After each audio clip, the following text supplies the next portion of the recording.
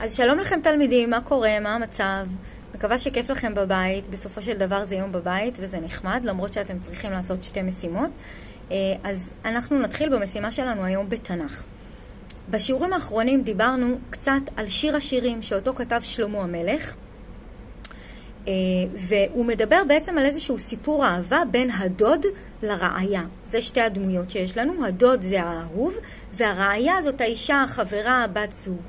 הם שניהם מספרים לנו על איזשהו סיפור אהבה ביניהם, והם מאוד אוהבים אחד את השני, מתגעגעים אחד לשני, עוברים איזשהו תהליך של חיפוש אחד אחרי השני, געגוע, מציאה וכל מיני דברים. ואנחנו שאלנו את עצמנו, איך יכול להיות ששיר השירים נכלל בתוך התנ"ך? התנ"ך הוא הספר הכי קדוש שיש לנו. לא כל ספר נכנס לספר התנ"ך. יש ספרים שהוחלט להשאיר אותם מחוץ לתנ"ך. איך יכול להיות ששיר השירים, שהוא בסך הכל איזשהו סיפור אהבה, ויש בו אפילו תיאורים שהם קצת מפליאים אותנו, תיאורי גוף. הרעיה מתארת את הדוד, הדוד מתאר את הגוף של הרעיה, וזה קצת מוזר. והבנו בעצם ששיר השירים הוא אלגוריה, הוא משל. הוא לא בעצם אך ורק סיפור אהבה, אלא לפי חלק מהפרשנים, בעצם יש לו איזשהו רובד נוסף. וכדי להבין את זה יותר לעומק, דיברנו בעצם על המושגים הבאים, על מטאפורה ועל אלגוריה. מטאפורה זה בעצם מצב שבו אני לוקחת איזשהו חפץ או צמח או איזושהי תופעה, ואני לוקחת תכונה שלה ומשייכת אותה לבן אדם. למשל, נאורי נתן דוגמה ממש נהדרת. הוא אמר, אני יכול לבוא ולהגיד לבן אדם, אתה כוכב. כשאני אומרת למישהו, אתה כוכב, אני לא מתכוונת שהוא באמת פיזית כוכב. אני בעצם לוקחת תכונה של הכוכב, שהכוכב הוא מאיר בחושך, הוא זורח, הוא בולט, הוא נמצא מעל כולם בשמיים. אני לוקחת איזושהי תכונה של הכוכב, ואני רוצה לשייך אותה לאדם. וכשאני אומרת לו, אתה כוכב, אני בעצם מתכוונת להגיד לו, אתה בולט, יש בך איזשהו אור מיוחד, אתה מאיר בחשיכה, או כל מיני דברים כאלה. זו מטאפורה.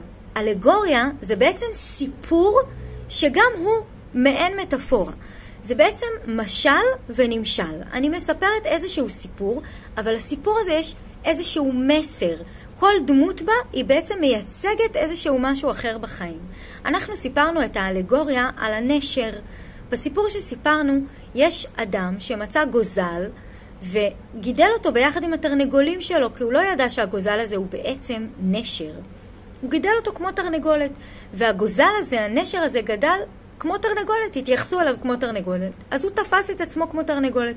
הוא לא חשב שהוא למשל יכול לעוף, הוא לא חשב שהוא יכול לעוף למרחקים, לראות את השמיים, לראות מקומות אחרים, לאכול דברים אחרים. כמו התרנגולות הוא התנהג, ונשאר על פני האדמה, עד שיום אחד הגיע איזשהו בן אדם מומחה לציפורים, ואמר לו אותו, לבעלים של הנשר הזה, הוא אמר לו, תקשיב, זה לא תרנגולת, זה נשר. בוא, תנסה לגרום לו לעוף. אותו בן אדם בא לנשר ואמר לו, אתה נשר, אולי תעוף, אבל הנשר לא רצה לעוף. הוא העדיף את החיים הקטנים והנוחים שהוא כבר מכיר, והוא רצה להמשיך להתנהג כמו תרנגולת. אז אותו מומחה אמר לו, תקשיב, קח את הנשר, בשעת הזריחה, תעלה על ההר הכי גבוה, ואז תגיד לנשר, אתה נשר, אוף, תפרוס כנפיים. הנשר ירגיש את המרחב, יראה את השמיים הגדולים, וזה יזכיר לו שהוא נשר, והוא יפרוס כנפיים ויעוף. ואותו אדם עשה ככה, ובאמת הנשר פרס את כנפיו, ונזכר בעצם שהוא נשר, שהוא לא תרנגולת, שהוא יכול הרבה הרבה יותר. הסיפור הזה הוא בעצם אלגוריה. למה הוא אלגוריה? הסיפור הזה היה מסופר באפריקה. את אפריקה, בגאנה, מדינה שנמצאת באפריקה, כבשו אותה הבריטים לתקופה. והבריטים מאוד זלזלו באפריקאים שחיו בגאנה. הם לא הבינו את התרבות שלהם, הם לא הבינו למה הם מתנהגים כמו שהם מתנהגים. והם חשבו שהם ברברים. והם בעצם סיפרו לתושבים בגאנה, בואו תלמדו מאיתנו. יש לנו תרבות, אנחנו מבינים את החיים, תלמדו מאיתנו איך להתנהג. והאנשים בגאנה התחילו לחשוב על עצמם בעצם כאנשים שלא מבינים, שלא באמת אין להם תרבות, הם התחילו להתבייש בתרבות של עצמם. כל מה שהבריטים אמרו להם על עצמם, הם כאילו הפנימו וקיבלו, והתחילו להתבייש במי שהם. ואותו בן אדם שמספר את הסיפור על הנשר, בעצם בא להגיד לאנשים בגאנה, אתם לא תרנגולות, אתם נשר, למרות שכאילו חינכו אתכם וגידלו אתכם, כאילו אתם תרנגולות, כאילו אתם לא באמת בעלי עוצמה, בעלי כוח, אבל באמת באמת אתם בעלי עוצמה וכוח כמו הנשר, שהוא החיה, הציפור הגדולה ביותר שיש לנו. אוקיי? והוא בעצם בא ומנסה להעביר מסר לתושבים בגאנה, מי שמספר את המשל הזה, ורוצה להגיד להם, תזכרו מי אתם, תזכרו בכוחות שלכם, תפרסו כנפיים ותעופו רחוק. בסדר? אז יש לנו פה משל ונמשל. שיר השירים, לפי הפרשנים, הוא גם משל ונמשל.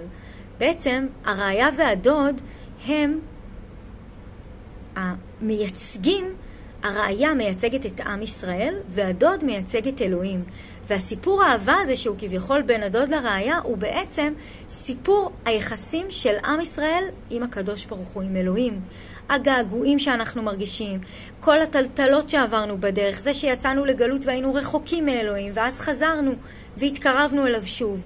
כל הסיפור של שיר השירים נראה לנו כמו סיפור אהבה רגיל, אבל בעצם בעומק הוא אלגוריה.